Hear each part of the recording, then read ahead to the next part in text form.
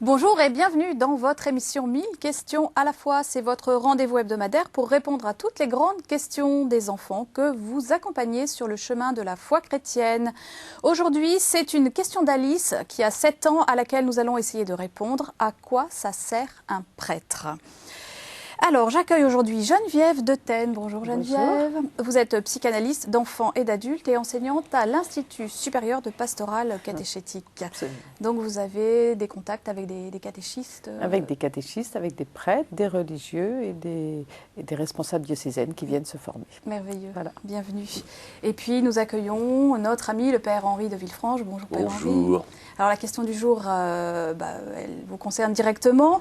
En quelques mots, pour introduire cette émission, à quoi ça sert un prêtre ? Écoutez, ce n'est pas comptable, hein, ça ne se mesure pas. Cela dit, je crois qu'au plan relationnel profond, hein, c'est-à-dire aussi bien, on va dire, fraternel, amical que spirituel, par rapport à Dieu, la manière dont on peut faire vivre une présence à Dieu me semble une aventure tout à fait essentielle. Intermédiaire entre Dieu et les hommes ? Pas intermédiaire, un signe, en tout cas une capacité de parler et de faire vivre quelque chose de souvent trop inconnu. Hein. Voilà, on va dire, ça peut faire émerger quelque chose qui est caché. Merveilleux, un signe. Philippe Mouret a interviewé des collégiens de 12 ans. Il leur a posé la question, à quoi sert un prêtre ? Regardez. Pour vous, à quoi ça sert un prêtre ?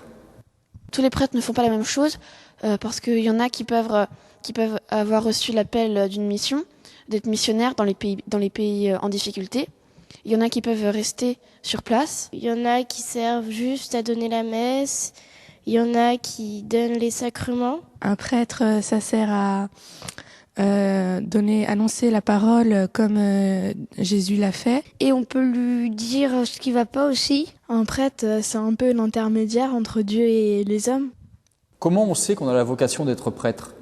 Les prêtres, à un moment donné de leur vie, ils ont eu un appel dans leur cœur et dans leur tête de Jésus. Et c'est ce qui leur a donné envie d'être prêtre. On sait qu'on a la vocation d'être prêtre quand on a envie de vivre avec Dieu et on sera plus heureux à aider les gens et à être avec Dieu que d'avoir une vie de famille. Si on se dit que c'est pas pour nous, il faut quand même se dire que si Dieu nous a choisis, c'est qu'il sait que c'est bien pour nous. Je pense qu'être prêtre, c'est un métier, peut-être différent des autres, mais tous les métiers partent d'une vocation et quand on fait n'importe quel métier, on a envie de le faire, donc prêtre aussi. Moi, j'aimerais pas être prêtre, déjà parce que je suis une fille. Moi, j'aimerais pas être prêtre, déjà parce qu'on peut avoir de femmes et d'enfants, et aussi on n'a pas beaucoup de temps pour soi, on a tout consacré à Dieu. À votre avis, quelle est la chose la plus importante dans la vie d'un prêtre ?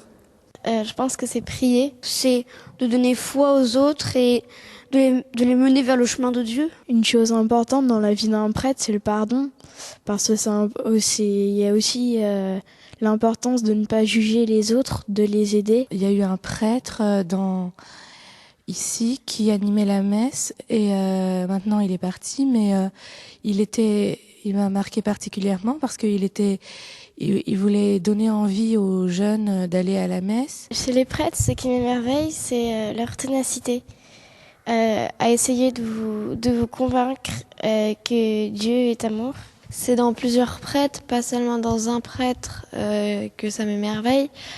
Les prêtres qui donnent la messe et qu'on voit que ça leur fait plaisir et qui sont super contents de donner la messe et de faire passer la parole de Dieu aux jeunes. Je pense qu'il veut faire de la peine à un prêtre, c'est de voir que des gens ont de l'irrespect envers Dieu. Et les difficultés, ça peut être le doute. Quelles sont vos grandes questions sur les prêtres ? Je vous demandais si un prêtre il doit obligatoirement faire plein de messes chaque jour de la semaine. Je me demande si un prêtre, ça a souvent des apparitions ou si ça en a pas beaucoup. Je me demande qu'est-ce qui donne le courage aux prêtres de de faire ce qu'ils font. Merci les enfants pour la beauté de vos interventions. Est-ce qu'un prêtre, ça a souvent des apparitions ou pas beaucoup? Non, c'est assez rare. Donc, on a fêté le Padre Pio il n'y a pas longtemps, c'était exceptionnel. Bon. Comme dans la vie chrétienne habituellement. Alors, les enfants, on a le sentiment qu'ils placent un peu le prêtre sur un piédestal. Qu'est-ce que vous en pensez, Geneviève? Oui, je pense que c'est assez juste. Je pense que le prêtre a une place particulière dans la société et que, en même temps, un piédestal, c'est dangereux parce que du coup, on le sacralise et un prêtre, plus, je pense, sa vocation est complexe, plus il a besoin du soutien de la communauté. Et c'est peut-être quelque chose qui ne revient pas beaucoup dans le reportage, mais je crois que la communauté chrétienne, elle est aussi responsable de la vocation du prêtre et de son bien-être. Donc, Henri, est-ce qu'un prêtre, ça doit obligatoirement faire plein de messes chaque jour? Non,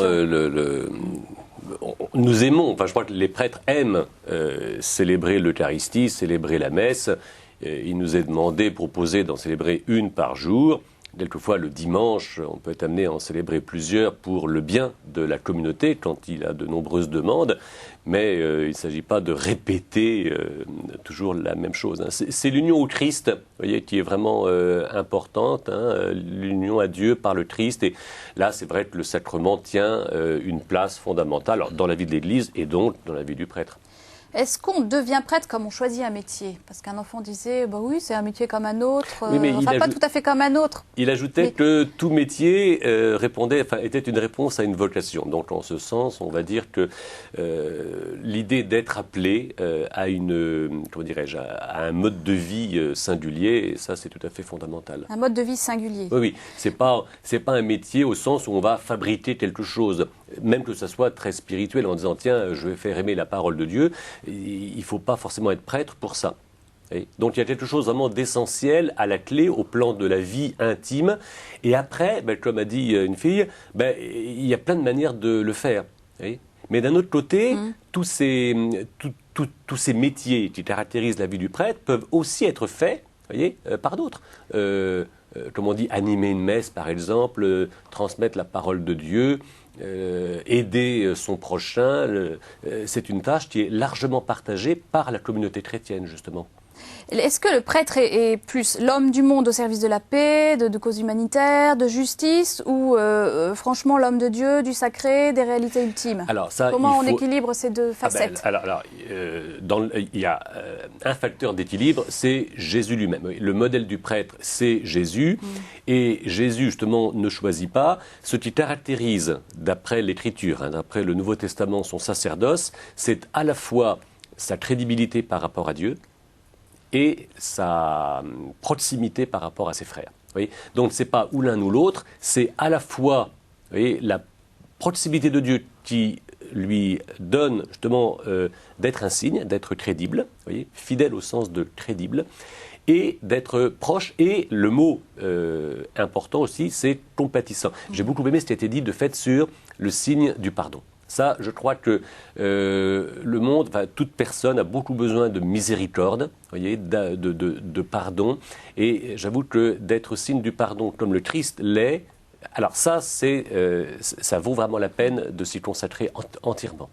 Geneviève, souvent des tout petits enfants sont dans une église, voient le prêtre avec une aube blanche et disent tiens, voilà Jésus. Alors est-ce que c'est quoi? C'est une confusion ou c'est une intuition que le prêtre il est signe de Jésus? Comment Alors j'aurais tendance à répondre que c'est une confusion, et une confusion auquel il faut faire attention. Oui. Le prêtre représente Jésus sur la terre, et sa vocation effectivement découle de ce modèle de Jésus et de cet appel, mais en même temps il n'est pas Dieu.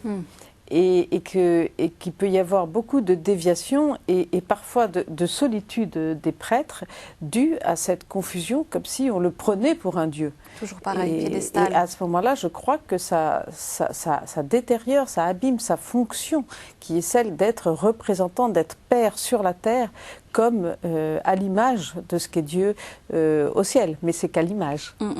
Et qu'est-ce qui marque le plus, à votre avis, un enfant, un adolescent chez un prêtre? Qu'est-ce qui peut le rendre très, très sensible à la fonction du prêtre?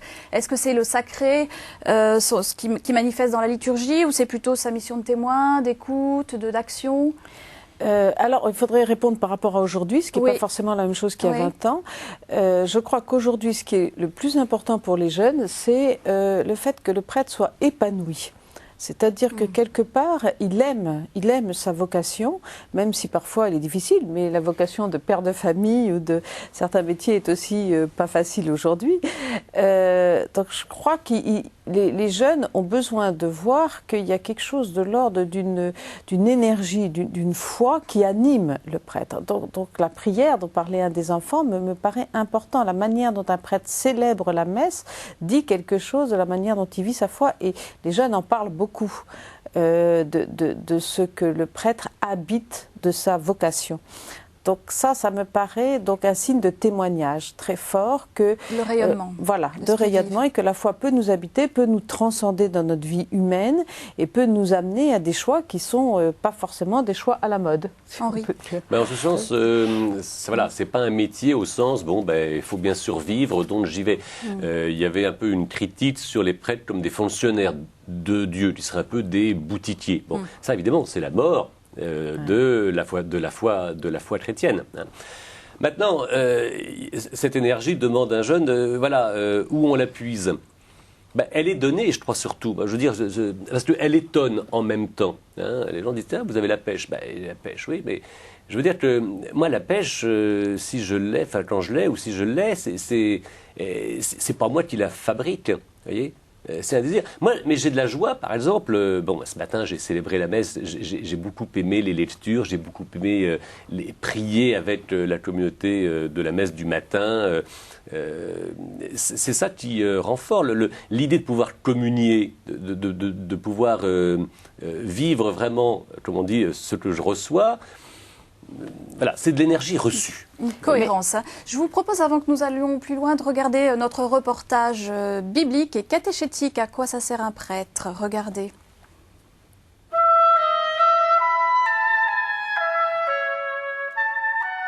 On ne devient pas prêtre comme on choisit un métier. C'est Dieu qui appelle.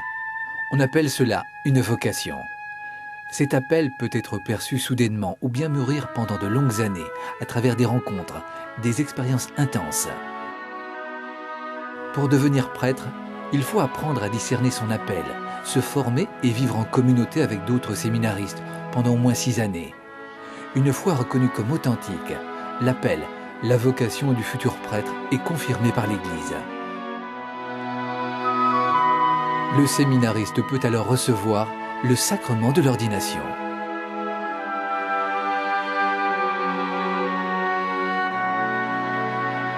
Devant l'autel, le futur prêtre se prosterne, face contre terre, dans une attitude d'adoration devant Dieu. Puis l'évêque lui impose les mains en invoquant l'Esprit Saint et prononce la prière qui le consacre prêtre pour toute sa vie. Le sacrement de l'ordre le marque tout entier. Il devient signe de Jésus-Christ vivant et présent au milieu des hommes. C'est en mémoire et au nom du Christ qu'il va désormais annoncer l'Évangile et donner aux chrétiens la vie du Seigneur par les sacrements. Dans l'Église catholique latine, seuls les hommes sont ordonnés. Quand il célèbre la messe, le prêtre porte une aube blanche, rappel de son baptême et signe de la résurrection. L'étole, écharpe qui descend le long de ses épaules, rappelle que le fardeau du Seigneur est doux à porter. Sa couleur est appropriée au temps liturgique. Par-dessus, il porte la chasuble. C'est le vêtement sacerdotal par excellence. Elle rappelle la robe sans couture du Christ. De fait, celui qui le porte revêt le Christ et agit en son nom. Les prêtres d'un diocèse sont sous la responsabilité de leur évêque. La plupart d'entre eux exercent leur ministère au sein d'une paroisse. Ils ont de nombreux contacts avec des gens très variés. Ils célèbrent la messe, ils confessent, ils s'occupent de la catéchèse, des mariages, des baptêmes, des obsèques. D'autres sont responsables de l'aumônerie d'une prison, d'un mouvement caritatif, du scoutisme. Certains prêtres choisissent d'appartenir à une congrégation, une famille religieuse.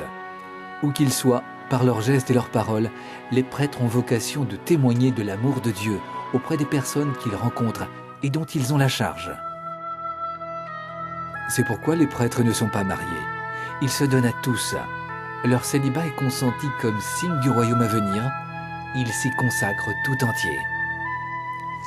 Vous pouvez voir, revoir, télécharger ce reportage à un usage catéchétique ou familial en vous rendant sur le site de Catéo, et rubrique 1000 questions à la fois. Qu'est-ce qui manque à une communauté de chrétiens qui ne peut pas bénéficier de la présence d'un prêtre, et inversement, qu'est-ce qui manque à un prêtre sans sa communauté de chrétiens? Alors ça me paraît une question très importante, parce que moi je suis frappée en écoutant des prêtres, surtout des prêtres à la campagne, de leur solitude parfois. Et je trouve qu'un prêtre, s'il est au service et s'il se donne, comme a dit un enfant très joliment, s'il donne à la communauté a aussi à le soutenir, à l'aider à se ressourcer, à lui donner aussi du bon temps, et pas forcément, il n'est pas là uniquement pour donner des sacrements, même si c'est sa fonction certainement essentielle et que lui-même ça le ressource. Je pense qu'il y a une responsabilité de la communauté vis-à-vis de ses prêtres, et que on ne peut pas penser la prêtrise sans penser le lien à la communauté. Henri. Bon, je dirais il y a un exercice, mais ça marche aussi un peu pour l'enseignement, mais je crois que c'est un peu différent pour la prédication. Mais on prépare une prédication, ça se travaille. Bon, quelquefois on va l'écrire, c'est même bon. Quand on se retrouve devant une assemblée qui est en train de célébrer vraiment le mystère du Christ et qui dit quelque chose. Je veux dire qu'une communauté, les gens qui arrivent, par exemple, je prends la messe, hein, les gens qui arrivent, l'accueil, moi j'aime beaucoup être présent à l'accueil des personnes, parce qu'on sent qu'il n'y a pas simplement, c'est pas moi qui vais faire un numéro, hein, nous vivons tous ensemble cette Eucharistie, et c'est même pas de l'ordre simplement de l'offre et de la demande, voyez, mais il y a alors ce qu'on va appeler un esprit de communion qui est vraiment le don. Mais alors ce don, on va dire la source bien entendu c'est Dieu, mais ça va essentiellement passer de fait par la communauté. Et il faut dire, c'est l'occasion à tous les chrétiens, que plus ils seront présents et exigeants même envers le prêtre de la paroisse, plus le prêtre sera heureux de donner vraiment le meilleur de ce qu'il a en lui. Mais le meilleur viendra effectivement de la bonne relation avec cette communauté. Alors dans le même ordre d'interrogation de la part des enfants, pourquoi les prêtres ne sont-ils pas mariés, et surtout quel est le sens de leur célibat? Pour quelle paternité? L'un ou l'autre. Henri. Pour moi, je pourrais dire, en tout cas sur un plan psychologique, que le célibat a un sens, et que même en dehors des prêtres, les personnes qui restent célibataires ont une vocation autour d'elles très très très importante, et que je crois qu'on est une société qui met un petit peu, qui privilégie le couple, et qui oublie qu'il y a des personnes qui restent célibataires et que le célibat a un véritable sens. Et par rapport aux prêtres, ça me frappe beaucoup à quel point la notion de prêtre, comme celle d'ailleurs, permettez-moi la comparaison de psychanalyste, elle est inscrite dans la chasteté, et que c'est la chasteté qui fonde la paternité et qui permet à l'autre d'accéder à ce qu'il est, à son jeu personnel. En quoi la chasteté fonde la paternité? Parce que le contraire de la chasteté, c'est l'inceste. Oui. Et qu'on sait bien que l'inceste détruit l'individu, qui ne peut plus dire je, il ne peut plus se construire une unité individuelle. Et pour moi, psychanalyste, le prêtre est celui qui va amener la personne à exprimer son jeu christique, son jeu spirituel. Donc il va l'amener à prendre conscience de cette vocation, comme le psychanalyste l'amène à pouvoir dire son jeu humain. Donc, pour moi, ce célibat et la chasteté qui va avec est tout à fait sine qua non de sa fonction de prêtre, en tout cas. Henri, un petit mot sur le célibat. Surtout, Geneviève, ne vous excusez pas d'être psychanalyste, ça serait quand même vraiment dommage. Oui. Moi, je suis profondément, je crois, surpris quand on me parle de ça, comme si c'était quelque chose d'extravagant. Oui. Il y a un véritable équilibre, je dirais, dans cette... Justement, d'abord dans la chasteté, qu'on soit marié ou célibataire, le plus important me semble de fait être la chasteté. C'est pas l'aspect extérieur, voyez, c'est l'aspect de fidélité intérieure à une construction de soi-même. Moi, bon, ça fait plus de 25 ans maintenant, mais la manière dont je vis ça maintenant n'a rien à faire avec la manière dont je le vivais il y a 25 ans, parce que j'espère avoir avancé justement dans la construction aussi de ma propre vie. Probablement. Et j'en suis très heureux. Moi, je suis heureux d'avancer en âge, et je trouve qu'il y a une sorte de cohérence à la fois en moi et par rapport aux autres. Et moi qui ai la chance d'être un peu stable dans une communauté chrétienne, le signe de ce que je vis et de ce qu'ils vivent, particulièrement effectivement que ce soit avec des familles ou avec des jeunes professionnels qui sont souvent célibataires encore à 30 ans, fonctionne dans le sens à la fois d'un échange et d'une communion qui sont significatives. Et ça, je dirais, dans la recherche de sens dont tout le monde a besoin, eh bien, je crois que le célibat des prêtres est un signe tout à fait recevable. Et ce qui est important aussi quand vous parlez de construction, c'est de pouvoir du coup allier quelque chose à travers votre présence à l'autre ou votre manière d'être, la féminité et la masculinité en vous, à la limite d'être aussi dans une acceptation de ces deux pôles de vous-même et de pôles dans la communauté aussi. Alors ça, il faut, je crois, beaucoup de temps, effectivement, pour... vous m'aurez dit ça il y a 25 ans, je vous aurais dit et je crois que c'est de fait profondément vrai. Alors là, c'est tout le mystère dans la Genèse, masculin et féminin, il les créa. Pas d'abord hommes et femmes, mais masculin et féminin. Hommes et femmes, ça vient au chapitre 2. On en reparlera un jour. Alors pour finir, là, sur l'identité du prêtre, Geneviève, on dit que le psychologue est le prêtre des temps modernes. Je vais vous laisser réagir. Alors ça, c'est vrai. C'est vrai qu'aujourd'hui, il y a beaucoup de personnes qui vont parler à des prêtres et qui vont parler de tout ce qui leur arrive sur un plan psychologique. Donc je pense que c'est vrai que le prêtre, il accueille ce qui est humain chez la personne, donc le côté aussi psychologique. Mais en même temps, je pense qu'il faut faire très attention parce que sinon, ils sont pris en tant que prêtre dans des transferts. Alors ma question, c'était plutôt le psychologue ou le psychanalyste et le prêtre des temps modernes. Alors je crois pas. Je crois que c'est le prêtre qui devient le psychologue des temps modernes. D'accord. Et le psychanalyste, je crois qu'on lui demande pas de données spirituelles, hein, tandis que le prêtre, on lui demande d'accueillir la pauvreté psychologique. Ça c'est juste, mais dans une visée spirituelle. Sinon, il va être pris dans un transfert qui va être très compliqué pour lui parce qu'il n'a pas les outils nécessaires à ça. Gardez l'équilibre. Donc, et une dernière question sur le thème de la vocation qui a été abordé par les enfants. Sur quel terreau se pose une vocation de prêtre? Est-ce que c'est plus un choix de conviction personnelle? Aujourd'hui, il me semble que c'est ça, en dehors d'une appartenance familiale, héréditaire, on va dire. Écoutez, c'est vraiment très personnel. Très personnel. C'est pas, il n'y a pas de modèle. D'ailleurs, une des premières paroles, c'est de dire les prêtres font 36 activités différentes, donc il n'y a pas de modèle. C'est d'abord quelque chose de très personnel et de très profond. Mais on n'oubliera jamais que la connaissance de Dieu et de soi, elles vont ensemble. La connaissance de Dieu et de soi, et comment on discerne l'authenticité d'une vocation, parce qu'il peut y avoir des motifs inconscients dans le choix d'une vocation. Il y a toujours des motivations inconscientes dans tous les choix de toutes les vocations. Oui. Pour moi, le discernement, il va dans l'épanouissement de la personne. Et c'est très important d'être à l'écoute de son corps, parce que le corps, parfois, il dit ce qu'on n'ose pas se dire avec sa tête, mais ce qui fera le signe que cette vocation est vraiment notre vocation, c'est l'épanouissement, c'est le fait d'être, comme vous disiez tout à l'heure, de mieux en mieux dans son être. Au niveau du choix, comment on favorise la construction d'une personnalité libre chez un enfant, capable de discernement pour reconnaître et puis après s'engager dans une vocation de prêtre? Alors, moi, j'aurais tendance à reprendre ce que disait l'enfant tout à l'heure, c'est-à-dire que la vocation, c'est pas un choix dicté par le mental, par le je veux, c'est un choix qui est dicté par un appel. Donc c'est déjà un discernement premier. Est-ce qu'il y a eu cet appel ou est-ce que c'est soi qui avons envie de tout donner et de tout consacrer à Dieu? C'est difficile. Le désir, l'envie, c'est aussi une forme d'appel. Enfin, ça peut se traduire comme ça, par un désir. C'est pas la même chose. Non. Et je pense que là, le fait d'avoir un père spirituel, de faire des retraites de discernement sont très importants. C'est le tiers qui va pouvoir discerner. Elles sont offertes aujourd'hui dans tous les diocèses quasiment, ont un service où vraiment un jeune, même assez jeune, peut vraiment déjà s'engager ou vivre justement des moments où son discernement sera accompagné. Et ça, c'est fondamental. Oui, pour vous, c'est fondamental que le discernement soit en dialogue. Oui, et ça, il y a vraiment des lieux pour le faire, on n'est pas abandonné. Enfin, souvent, on ne sait pas, justement, alors c'est important de dire qu'il est facile de s'adresser donc par une paroisse ou un diocèse à ceux qui peuvent nous aider à vivre ce discernement. Et ça, pour tous les enfants, garçons, filles, c'est présent. Merci beaucoup à tous les deux. C'est la fin de notre émission. Nous nous retrouvons la semaine prochaine avec beaucoup de plaisir.